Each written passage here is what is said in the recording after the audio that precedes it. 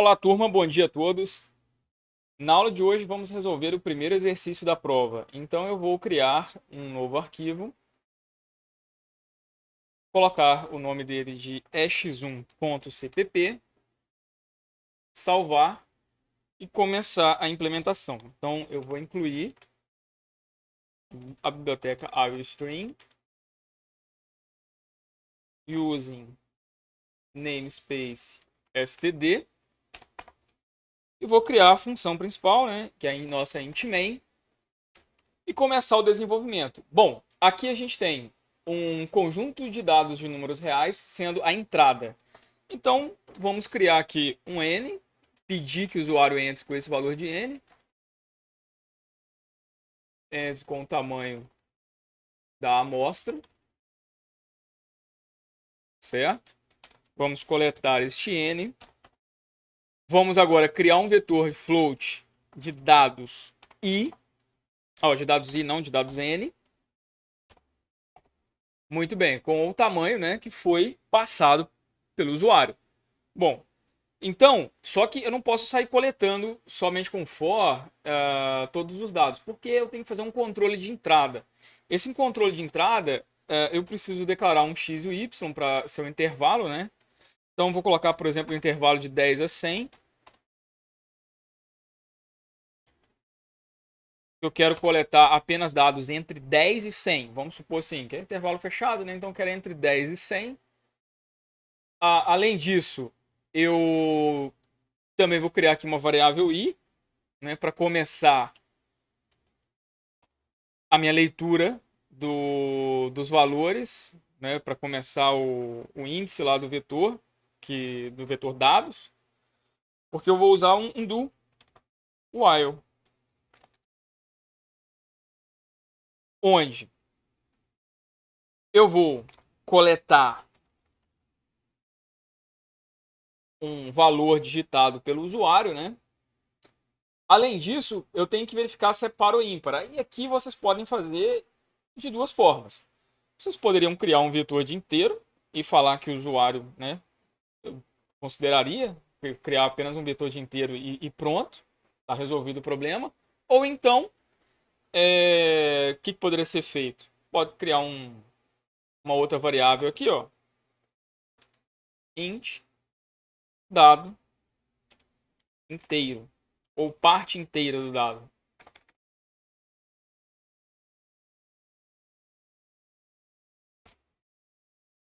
Parte inteira do dado. Por quê? O que eu vou fazer? Eu vou pegar essa parte inteira do dado que foi coletado para testar se essa parte inteira ela é par ou ímpar. Além disso, eu tenho que testar o intervalo, né? Não podem esquecer do intervalo.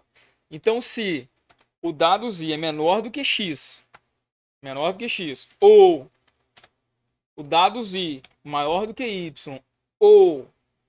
Agora tome cuidado, você vai testar a parte inteira, porque esse mod aqui só funciona com o número inteiro. Mod 2 foi igual a 1, quer dizer que ele é ímpar. Então, se isso ocorrer, eu vou falar que o dado é inválido.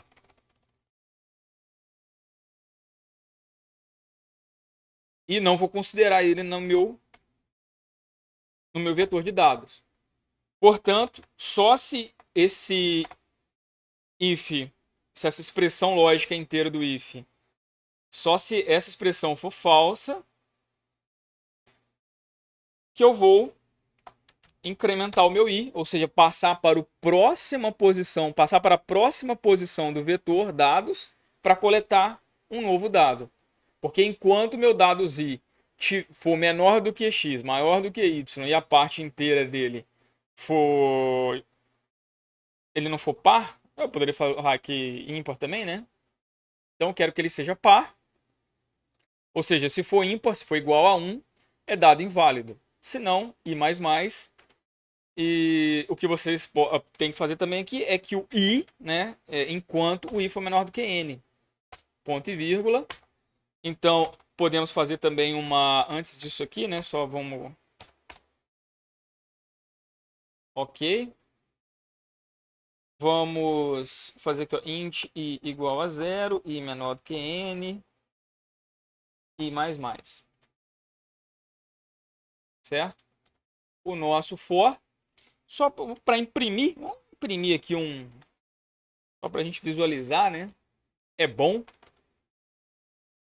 Isso não faz parte do enunciado do exercício, mas vou colocar aqui na mesma linha. Afinal, podemos até colocar mais uma aqui para dar uma carinha de vetor na impressão. Só para imprimir, para a gente ver se coletou certo. Né? Por exemplo, entra com o tamanho da amostra 3. Eu poderia mandar uma mensagem também para o usuário aqui antes. Seria interessante, ó. Entre com os dados. Um pouquinho melhor visualmente.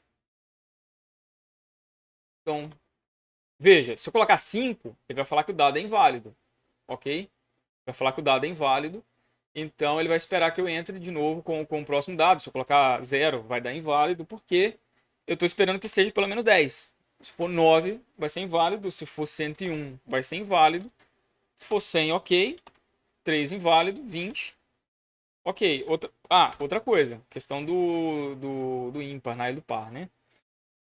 Por exemplo, se você digitar 10, 11, vamos lá, 10, ok, 11, aí vai dar inválido. Ah, mas não tá entre 10 e 100? Tá entre 10 e 100, mas é ímpar.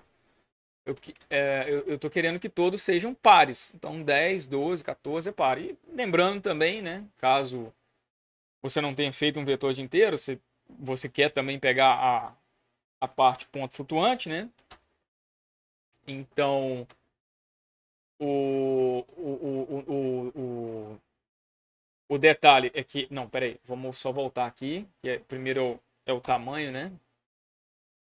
Tamanho 10.1. 10. Não, 12.3, por exemplo. E 14.7. Então veja, a parte inteira, eu estou considerando só a parte inteira, né? Eles estão no jogo. E, por exemplo, 10, 11. Ó, vamos lá, 10, 12, ok. E, por exemplo, 11.2 estaria fora do jogo. Ok, 10, 12, 14. Ok, funcionando 100%. Então aqui, pessoal, eu tenho a parte da entrada dos dados. Então, toda essa parte aqui é a entrada de dados e o controle da entrada. A entrada com o seu controle. Agora nós vamos fazer o cálculo do Z. Para fazer o cálculo do Z, nós precisamos fazer a soma primeiro, né? Fazer a soma, depois fazer a média. Lembrando que a soma, a gente começa ela de 0. Vou aproveitar esse fora aqui. 2 vezes, inclusive. Então, soma mais igual dados I. Tem o somatório. A média é igual a soma sobre N. Ok? Então, a nossa média é a soma sobre N. Eu poderia aqui imprimir. Não está mandando, né? Somatório. Poderia chamar de somatório.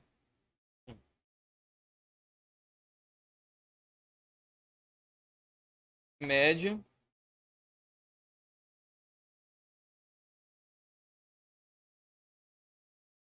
Isso aqui não precisa fazer.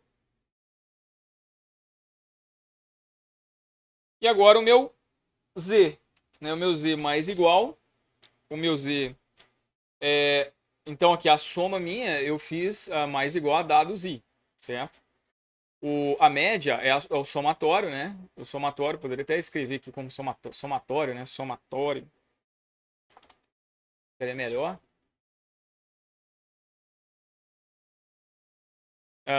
Bom, então agora o meu Z é um somatório de x ao quadrado menos a média. Isso aqui é o quadrado sobre n menos 1. Teve gente que escreveu variância na prova. Isso aqui não é variância não, tá, pessoal? É uma fórmula qualquer. Ela é diferente. Ela não tem nada a ver com a variância. Né? É xi ao quadrado menos a média. Isso não é a variância. Ok? Então, muito cuidado, né, para não confundir. as operações, as fórmulas. Então, nesse caso aqui, né, no final eu vou dividir por n-1. Mas o que que eu vou dividir por n-1? Eu vou dividir o quê? Bom, eu poderia colocar aqui uma coisa vezes outra coisa, né? Que coisa? Dados i ao quadrado, dados i, menos a média. Então, na verdade, esse parênteses aqui nem vai... Não vou colocar agora só para não confundir, tá? Vou fazer por parte, que aí para não confundir vocês, ó. Então, ó, dados i vezes dados i menos a média, dados i vezes dados i, xi ao quadrado, menos a média, isso aqui é o quadrado. Então, eu vou multiplicar isso por isso aqui, ok? E aí, depois, aí sim, o que eu vou fazer? Eu vou dividir pela média. Ok? Então, tudo isso aqui vezes ele mesmo, para dar ao quadrado, sobre n-1. Acabou. Ponto e vírgula aqui, tirar o ponto e vírgula de lá.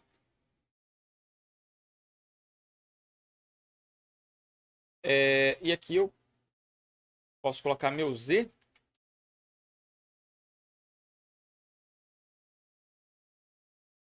Então, o z mais igual a dados i vezes o dados i ao quadrado menos a média. Isso tudo vezes ele mesmo, porque é o quadrado aqui também, veja que tem dois quadrados, né? Sobre n-1, tudo dentro do somatório, mais igual z. Aí, o que eu vou fazer? Eu tenho que criar essa variável z, né? Antes, float z igual a zero. Bom, então vamos ver se faltou alguma coisa aqui. 10, 12, 14. Então, o somatório é 10, 12, 14, somatório é 36, média 12, e o z deu esse número grandão aqui, porque não é a variância, tá? Não é a variância. A variância, ela é diferente. Ela é outra equação. Isso aqui é uma outra fórmula. Essa aqui é uma fórmula qualquer de z. Aqui, só para melhorar a saída, a gente pode botar um endline aqui. 3, 10, 12, 14. O vetor, o somatório, a média e o z. Pronto. Então, nós temos aqui em torno aí de 12 minutos, né? Ainda tem um tempinho que vocês podem comentar, né? Então, um exercício aí de aproximadamente 20 minutos, ok? Para ser feito. Bom, então, qualquer dúvida, entre em contato comigo. Então, vamos terminar essa aula aqui.